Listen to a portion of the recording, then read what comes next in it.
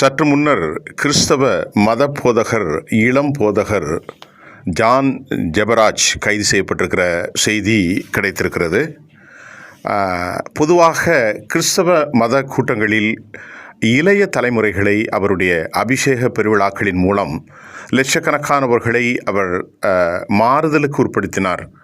அதாவது ஜீசஸ் கிரைஸ்டனுடைய அந்த போதனைகளின் பால் புதிய ஒரு கரிஸ்மாவை அவர் மேற்கொண்டார் என்று அவருடைய பாடல்கள் தனித்தன்மையாக வாய்ந்தது என்றும் சொல்லப்பட்ட நிலையில் கடந்த சில வாரங்களாக அவர் ஒரு பாலியல் குற்றச்சாட்டுக்கு உட்படுத்தப்பட்டு போக்சோ சட்டத்தில் அவரை தேடப்பட்டு வந்த குற்றவாளியாக, அதாவது 17 மற்றும் 14 வயது பிள்ளைகளோடு அவருடைய தவறான நடத்தையின் காரணமாக அவர் மீது போக்சோ சட்டம் பதிவு செய்யப்பட்டதாக செய்திகள் வெளியான சமீப காலமாக மிக அதிகமான அளவில், குறிப்பாக ஒரு மத போதகருடைய செய்திகள் யூடியூப் காணொலியிலும் தொலைக்காட்சிகளிலும் இந்த அளவிற்கு மிக அதிகமாக பரபரப்பாக பேசப்படவில்லையோ என்று கேட்கக்கூடிய அளவிற்கு ஜான் ஜெபராஜினுடைய இந்த வீடியோக்கள் மிக அதிகமாக ட்ரெண்ட் என்று சொல்லக்கூடிய வைரலானது.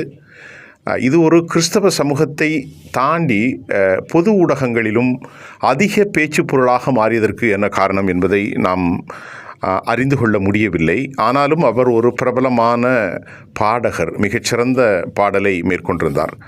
இந்த நிலையில் கிறிஸ்தவ மதங்களுக்கு அப்பாற்பட்ட பலரும் இது குறித்து கவனிக்க ஆரம்பிக்கக்கூடிய ஒரு நபராக ஜான் ஜெபராஜினுடைய இந்த வழக்கு மாறியது. பொதுவாக கிறிஸ்தவ மத அமைப்புகளிலே அவருக்கு ஆதரவாக பலர் பேசவும் செய்தார்கள். இன்னும் பலர் அவர் மீது கடுமையான சினத்தையும் கோபத்தையும் வெளிப்படுத்தும் நிகழ்ச்சியும் கூட நாம் காணக்கூடியதாக இருந்தது.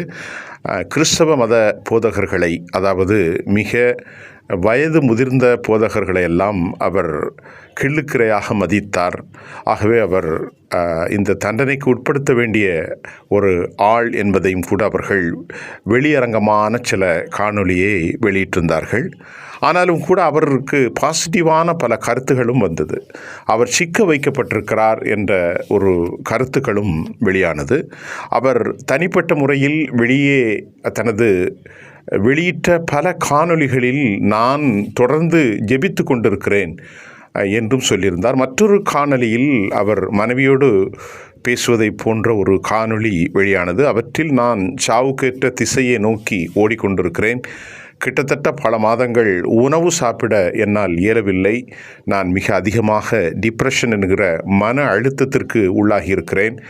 யாருடைய நலனையோ முன்னெடுத்து யார் தூண்டப்பட்டதால் நீ என்னை பலிகடாக்கியிருக்கிறாய், அதில் பாதிக்கப்படுவது நீனும் தான் என்று உருக்கமான ஒரு காணொலியும் திரு ஜான் ஜெபராஜ் வெளியிட்டிருந்த ஒரு நிலையும் நாம் இப்போது பார்க்கிறோம். இந்நிலையில் தமிழக அரசியல் தலைவர்களுக்கு ஒப்பாக தேடப்பட்ட குற்றவாளியாக அவர் ஊடகங்களின் மூலம் சித்தரிக்கப்பட்ட நிலையில் இன்று காலை சற்று முன்னர் அவர் கைது செய்யப்பட்டிருக்கிறார். அந்த செய்தியை வெளியிட்ட ஒரு மத போதகர் ஆதரவாக பேசக்கூடியதாக இருந்தாலும் சில கருத்துக்கள் அவர் மீது பல சந்தேக பார்வைகளை வைக்கின்றது. ஒரு தரப்பினர் இந்த குற்றங்கள் அவர் புரிந்திருக்கிறார், மற்றொரு தரப்பில் அவர் நியாயவாதி, நிச்சயமாக அவர் சீக்க வைக்கப்பட்டிருக்கிறார் என்று சொல்லப்படுகின்றது. ஆனாலும் கோவையை தலைமையிடமாக கொண்டிருக்கக்கூடிய அவர் தென் மாவட்டத்தை சார்ந்தவர். ஒரு புதிய பரிணாமத்தை கிறிஸ்தவ சபை கூட்டங்களிலே அவர் இளைஞர்களை கவர்ந்தார். அந்த அளவிற்கு அவருடைய பிரசன்னம் மிகச்சிறப்பாக இருந்தது. ஒரு அனாய்டிங் என்று சொல்லக்கூடிய அளவிற்கு ஒரு ஆசீர்வாத பெருவிழாவில் அவர் பல லட்சக்கணக்கான இளைஞர்களை இதன் உள்பால் வேறொரு பரிணாமத்தில் கொண்டு வந்தார். அவர் சிக்க வைக்கப்பட்டிருக்கிறார் என்றும் அவருக்கு ஆதரவான குரல்கள் இருந்தது, எதிரான குரல்களும் இருந்தது. ஆனால் எந்த குரல்கள் இருந்தாலும் திரு ஜான் ஜெபராஜ் சட்டத்தின் பிடியின் கீழ் தற்போது அவர் வெளியே வந்திருக்கிறார். அவர் கைது செய்யப்பட்டிருக்கிறார். அதாவது இந்த கைதுக்கு பின்பு இனி மறு 10 நாட்கள் இந்த செய்தி பரபரப்பாக போகலாம். போக்சோ சட்டத்தின் கீழ் எந்த மாதிரியான நடவடிக்கைகளை அவர் மீது எடுக்கப் போகிறார்கள், அடுத்த கட்ட நடவடிக்கைகள் என்பது என்ன என்பதெல்லாம் நாம் யூகிக்க முடியாது. பொதுவாக மனிதர்கள் அனைவரும் ஒன்றாகத்தான் இருக்கிறார்கள். அவர்கள் இறையியல் கோட்பாட்டை உட்படுத்தினாலும் அதற்கு மாறுபட்ட சித்தாந்தங்களை கொண்டிருந்தாலும் காலம் அவர்களை அடையாளப்படுத்தி விடுகிறது என்று தான் சொல்ல முடியும். இந்த விவகாரத்தில் நம்முடைய பத்திரிகையாளர்கள் சார்பில் ஒருவர் குற்றம் சாட்டப்பட்ட உடனே அவர் குற்றவாளி என்ற முடிவுக்கு நாங்கள் வந்துவிடக்கூடாது, வந்துவிடவும் முடியாது. அந்த குற்றங்கள் பின்னணி என்ன, அந்த குற்றங்கள் வேண்டுமென்றே சுமத்தப்பட்டதா, இதற்கான சட்ட மரபுகள் இருக்கின்றதா, இதற்கான சட்ட மரபுகள் உள்நோக்கி இருக்கிறதா என்பது போன்ற பல்வேறு சந்தேகங்கள் எழச் செய்கின்றது. ஆகவே இன்னும் சில நாட்களில் அவர் மீதான ஆதாரங்கள் இருக்கலாம்.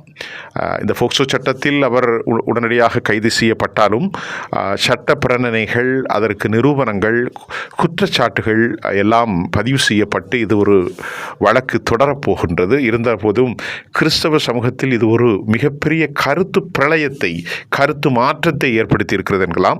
முதல் கட்டமாக நமக்கு கிடைத்த நேரடியாக அவர் கைது செய்யப்பட்ட இந்த வீடியோக்களை நாம் அறிந்து கொள்ள முடிகின்றது. அடுத்த கட்ட சட்ட நகர்வின் அடிப்படையில் ஜான் ஜெபராஜ் எப்படி அணுகப் போகிறார் என்பதை உங்களுக்கு தருகிறோம். ஜெம் தொலைக்காட்சியினுடைய செய்தி ரிப்போர்ட்டிங் தலைமையிலிருந்து நன்றி.